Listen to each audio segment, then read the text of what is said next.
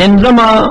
عقیده انفرادی چې دې پکې متفرد او پدې کې د شاګرد مرګري وو هغه دا چې جنت ما اهلها به باقی وي خو جهنم ما اهلها به باقی نه وي لږ وخت پورې به وي جهنم بم ختم شي جهنميان بم ختم شي ابن تیمیہ ابن قیم دا دواړه پدې کې پټول امت کې متفرد دي امت په استخرجونه کړي په دې مسله کې دا ردی خطرناک عقیده و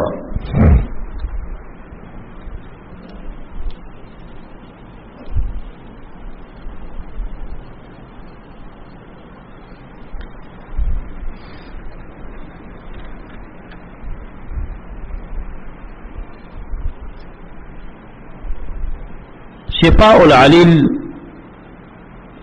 في مسائل القضاء والقدر والحكمة والتعليل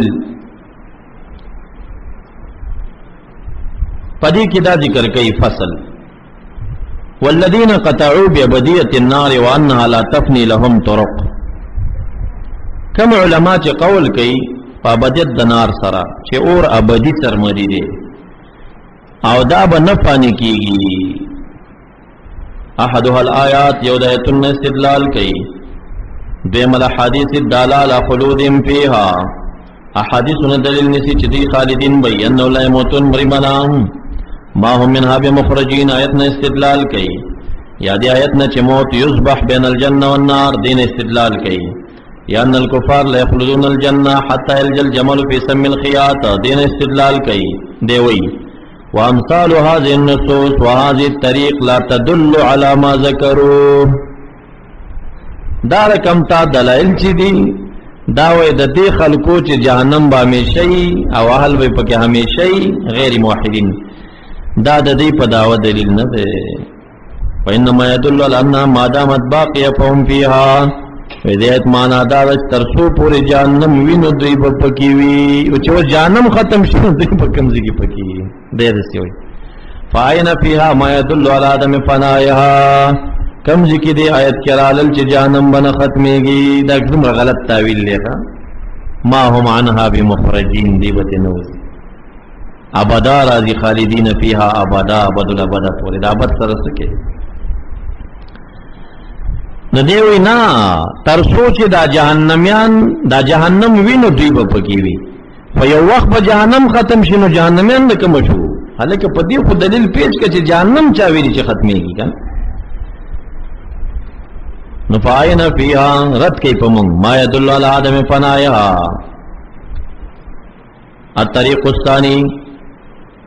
دویم دلائل د مثبتینو چې جهنم باقی مونږ یادای دا ول اجمال ذالک دیوی قد ذکرنا من اقوال الصحابه والتابعين ما يدل على ان بخلاف ما قالوا اجمام پکې نشته مخالف اقوال پکې دي حتى لقد ادعى اجماع الصحابه من هذا الجانب استنادا لا تلك النقول التي لا يعلم عنهم خلافها او کدا اجماع صحابه سو کی ادای نو استناد کوي پاغه نقول باندې چې د علم په خلاف کې نشتا دریمه طریقه د استدلال دا چنو کل معلوم بالضروره من دین الاسلام چې ان الجنه والنار لا تفنيان بل هما باقیتان دا وې دا بداحت سے ثابت زمونږ دین کې په تواتر راغلي خبرې دي ولهذا انكر اهل السنه كلهم على بالهذيل وجهم او وبشيعتهما جهميه دي کنه ممن قال بفنائها وعدوا اقوالهم من اقوال البدع المخالفه لما جاء بالرسول اوس دی وی ولا ريب ان هذا شک نشته چې دا د اقوال د اهل بدعون دي الذي خرجوا بیان السنه لكن من اين تصح دعوى العلم النظري ان النار باقيه ببقاء الله دائما بدوامه دلیل کومه ده په دې باندې چې جهنم به باقی وي فضلا عن العلم الضروري چې تلا ضروري علم ثابت ہے فاين في الادله الشرعيه او العقليه دليل واحد يقتضي ذلك کم دے دلیل شرعی پا دے باندے چی دا دی دلیل شی چی جہنم با باقی نشتا ګوره دا عبارت خو تاسو ولیدل که نه اول نه اخره پورې په دې قایل دی چې جهنم ختمیږي ما اهلها ختمیږي.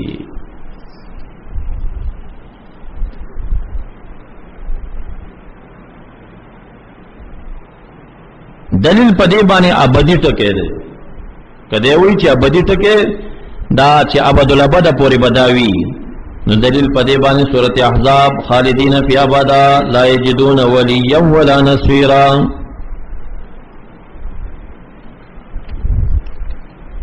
دارنګي د سورۃ بقره دا آیت وما هم بخارجین من النار.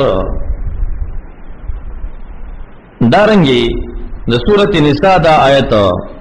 چین لم یکن اللہ لیغفر لهم لا لیهدیهم طریقا الا طریق جہنم خالدین فی ابدا. دا بدا ٹکے چی راضی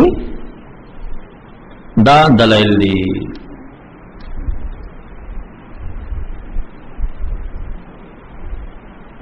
یا کلما خبت زدناهم سعیرا چی سڑیگی نو منگئی نورم تیزو کموالے پکی نشتا. یا لا یخفف عنهم من عذابها یا کلما ارادو ان یخرجو اعیدو فیها بیا با پکی ورغردولی شی.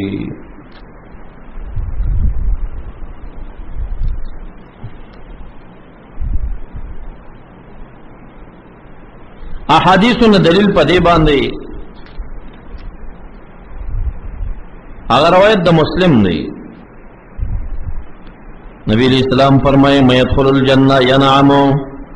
لا ییأسو لا تبلی ثیابو لا یفنی شبابو. نبا زڑیگی نبا جامع زڑیگی نبا نا امید شی. پدی حدیث باندے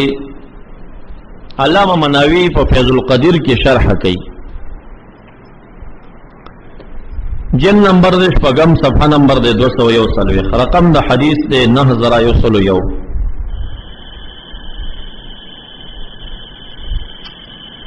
دے عبارت تا غوک شی ابن تیمیہ بارک دے استوائی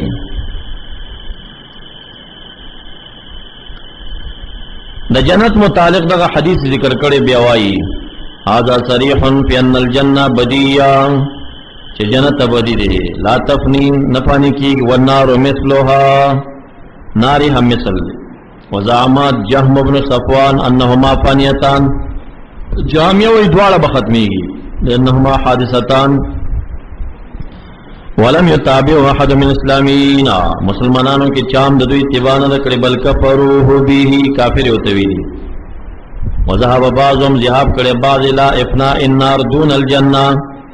چھے اور ختمی گی جنت نہ ختمی گی. دار ابن تیمیہ اور ابن قیم رائے دا لمخالفتی نص القرآن وختم بذلك کتابه الذي في وصف الجنان. خا نا عبارت پاتش ذهب بعضهم الى افناء النار دون الجنہ اسوائی. وأطال ابن القیم كشيخه ابن تیمیہ في الانتصار له في عدة کراریس. اگت کڑے بحث ابن قیم پشان دا شیخ دا ابن تیمیہ پا کومک کولو دا دغی قول سرا چھ جانم ختمی گی جنت نہ ختمی گی. وقد صار بذلك اقرب الى الكفر منه للایمان. سوئی دلتوس ابن قیم ابن تیمیہ دیوی پدی خبرہ اقرب الى الكفر منه الى الایمان گرزی دی لمخالفتی نص القرآن دا نص دا قرآن مخالف دی. دا خطرناک خبر ہو دا پا امت کے چام پہ قول نہ دے کڑی.